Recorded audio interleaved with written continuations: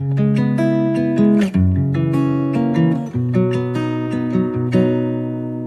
Slave dynasty یعنی مملوک سلطنت ہندوستان میں پہلی مسلم ریاست جو 1206 سے 1290 تک قائم رہا۔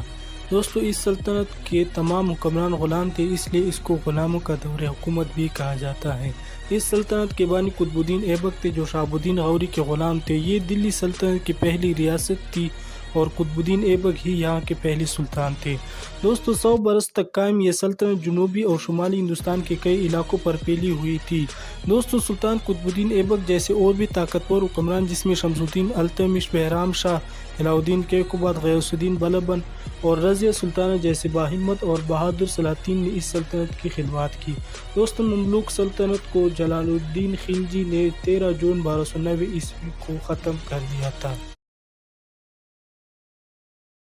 دوستو التمش ہندوستان کے ممتاز ترین حکمرانوں میں سے ایک ہیں۔ وہ ایک صاحب الرائے، محتاط اور دراندیش سیاستدان تھا۔ اس نے تاریخ ہندوستان کے صفحات پر ایک مستقل نشان چھوڑا۔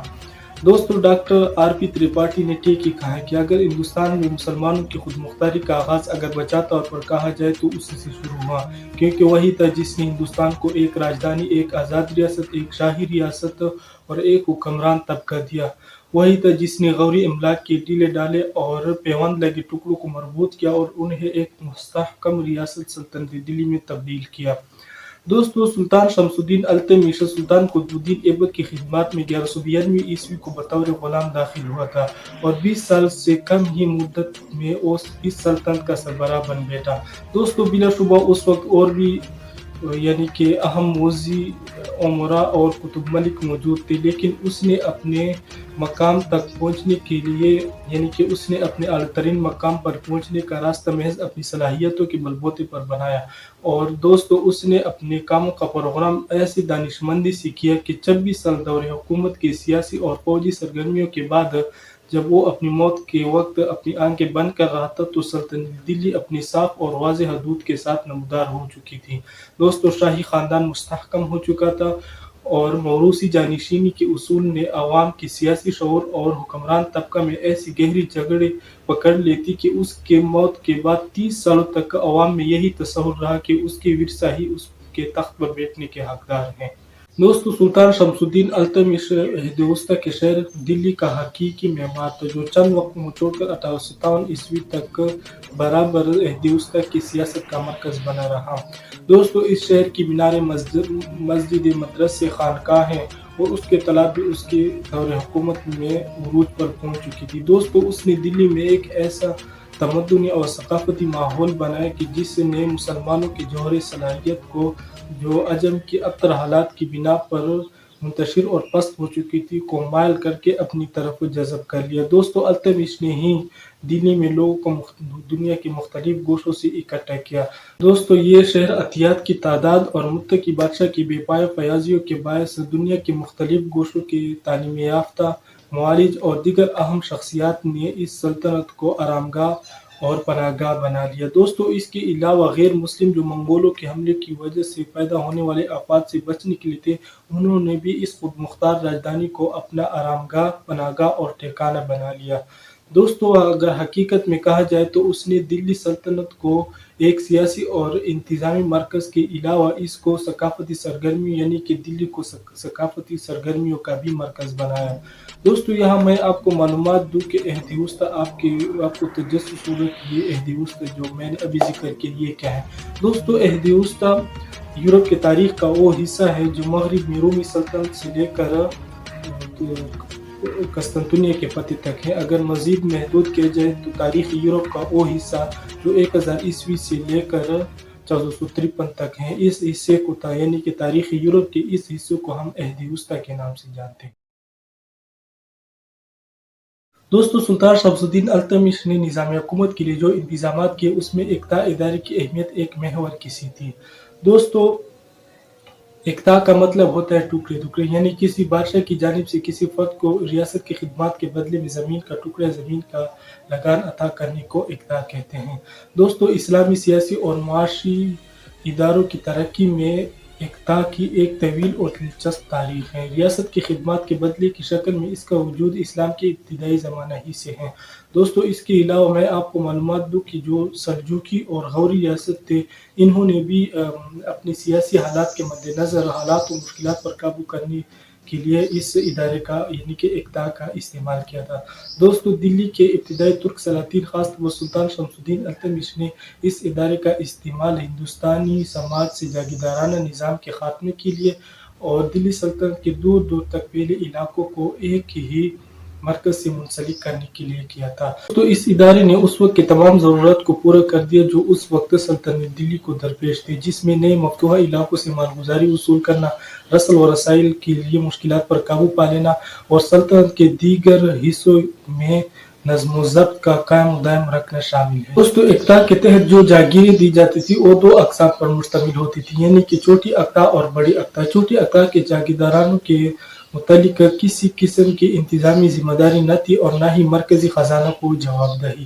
دوستو چھوٹی اقتا کے جاگیردارانوں کو عسکری خدمات کے بدلے کے عوض میں اس کو زمین کے کچھ حصے سے مالگزاری وصول کرنے کی اجازت تھی، جبکہ بڑی اقتا کے جو جاگیرداران ہوتے تھے اس پر مرکزی حکومت کی جانب سے ان علاقوں میں انتظام اور نظم و ضبط کا بحال رکھنا ان کی ذمہ داری تھی، جبکہ اس کے علاوہ بڑی اقتا کے جاگیردارانوں کو ہنگامی حالات میں مرکزی حکومت کو مدد بھیجنے کے بھی پابند ہوتے تھے۔ دوستو سلطان شمس الدین التمش نے ترکوں کو بڑے پیمانے پر اقتا سونپی جس کا مقصد ہندوستان کے علاقوں پر سخت کنٹرول رکھنا اور ہندوستان کے جاگیردارانہ نظام کا استحصال کرنا تھا، لہٰذا اس نے سختی سے اپنی حکومت میں مقامی عنصر کی روک تھام کے لیے اور ہندوستان کے سرداروں کی قانونی استثناء کا جو جاگیردارانہ تصور تھا اس کو بھی رد کر دیا۔ دوستو اس کے علاوہ سلطان شمس الدین التمش نے سرداروں کو ایک مقام سے دوسرے مقام منتقل کر کے نظام اقتا میں ایک ضابطہ پرست پہلو پر زور دیا۔ دوستو اقتا کے علاوہ التمش وہ شخص تھا جس نے سلطنت دلی کے افواج کو بادشاہ کی فوج کی حیثیت سے منظم کیا، جس کی تنخواہیں، بھرتیاں اور دیگر ادائیگیاں بھی مرکزی طریقہ پر رائج کیا۔ دوستو اقتا اور افواج جیسے انتظامی کارناموں کے علاوہ سلطان شمس الدین التمش نے سلطنت دلی کے لیے سرکاری طور پر دو سکوں کا آغاز کیا، جس میں چاند کا ٹیکہ اور تانبے کے جیٹل۔ دوستو سلطان شمس الدین التمش نے جو بادشاہت قائم کی اس کو خاص طور پر ہندوستان کی عسکری اور انتظامی سروس سے تقویت پہنچ رہی تھی، جس کے ارکان خالص طور پر غیر ملکی تھے اور وہ مورخین کے مطابق دو گروپوں پر مشتمل تھے۔ پہلے گروپ میں ترکی افسران اور دوسرے گروپ میں تاجک یعنی کہ غیر ترک اعلیٰ نسل کے افسران تھے۔ دوستو یہاں پس منظر کے طور پر میں آپ کو دونوں گروپوں کے بارے میں معلومات دینا ضروری سمجھتا ہوں۔ دوستو جب خوارزمیوں اور منگولوں نے غوریوں کے تمام افراد کو قتل کر ڈالا تو ان کے سارے غلام آزاد ہو گئے تھے۔ منگولوں کے ذریعے عجم کی فتح نے بھی تاجرین غلام کو ان کے بڑے شکاری میدان سے بھی محروم کر دیا تھا، لیکن پھر بھی دوستو کچھ غلام جیسے سلطان بلبن اور اس کا چچیرا بھائی شیر خان سلطان التمش کے پاس سمندری راستوں کے ذریعے بغداد یا جنوبی فارسی بندرگاہوں کے ذریعے لائے گئے تھے، لیکن دوستو ایسا معلوم ہوتا ہے کہ تاجرین کے ہاتھ سے یہ غلام یا تو منگولوں کے حملہ کے وقت یا اس سے پہلے ہی نکل چکے تھے، یعنی کہ آزاد ہو گئے تھے۔ دوستو یہ غلام جو عجم کے مختلف علاقوں جو اناطولیہ سے لے کر ترکستان اور بھی بہت سارے علاقے جس میں شامل ہیں سے لائے گئے تھے، ان علاقوں کے غلاموں کو عموماً ترک غلام کہا جاتا تھا۔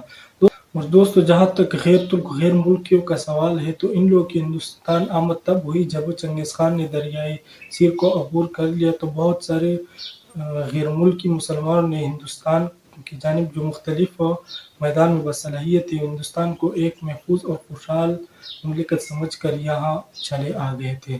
دوستو دریائے سیر یعنی کہ دریائے سیہو وسطی ایشیائی علاقوں میں موجود ہے۔ دوستو اگرچہ یہ ہجرت زیادہ تر مغرب کی جانب بغداد، شام اور مصر کی جانب ہوئی، لیکن دلی کی ابھرتی ہوئی مملکت نے مہاجرین کو اپنی طرف مائل کیا۔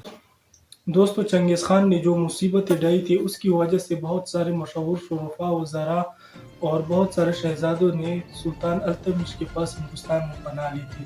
دوستو ان لوگوں کی ہندوستان میں آمد کی وجہ سے سلطان شمس الدین التمش کی دربار की अज़मत और शान शौकत इतनी बढ़ गई थी कि ये सुल्तान महमूद गज़नवी और सुल्तान अहमद संजर बिन मलिक शाह सल्जूकी की दरबारों की तरह नज़र आने लगा था।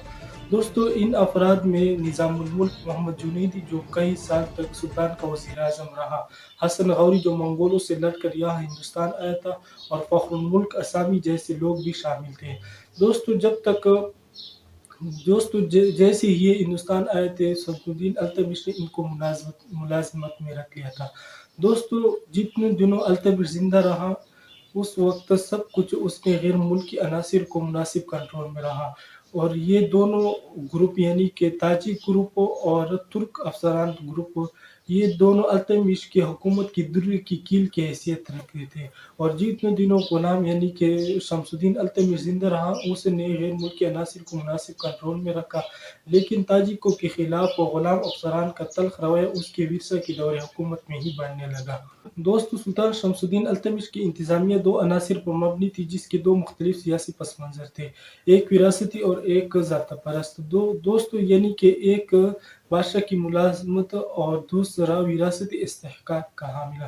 दोस्तों, सुल्तान शमसुद्दीन अल्तमिश ने मुख्तलिफ अनासिर को एक ही इंतज़ामी ढांचा में बनाने में कमाल सियासी दानिशमंदी और होशियारी का नमूना पेश किया। दोस्तों, इसमें मकामी सरदारों की अमली ताउन हासिल करने की भी कोशिश की गई, लेकिन हकीकत यही है कि ताजिक और तुर्क ही निज़ाम शहनशाही यानी कि शाही निज़ाम हुकूमत के अहम अरकान थे। दोस्तों, सल्तनत दिल्ली की बानी की हैसियत से अल्तमिश ने इंतज़ामी इदारों की इर्तिका में ठोस काम अंजाम दिए।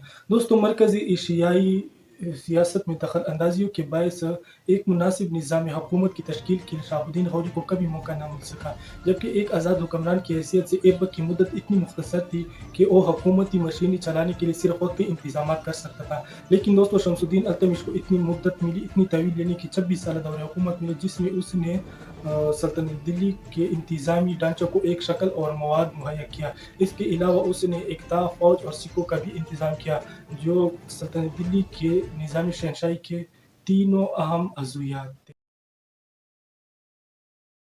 दोस्तों, सुल्तान शमसुद्दीन अल्तमिश ने अपनी सारी उम्मीदें अपने बड़े लड़के मलिक नासिरुद्दीन महमूद से वाबस्ता कर रखी थी, लेकिन उसकी अचानक वफ़ात के बाद जानशीनी का मसला उसके लिए एक परेशान-कुन साबित हुआ, इसलिए कि उसने अपनी सारी उम्मीदें उससे वाबस्ता कर रखी थी और वो उसको ही वली-अहद नामज़द करना चाहता था।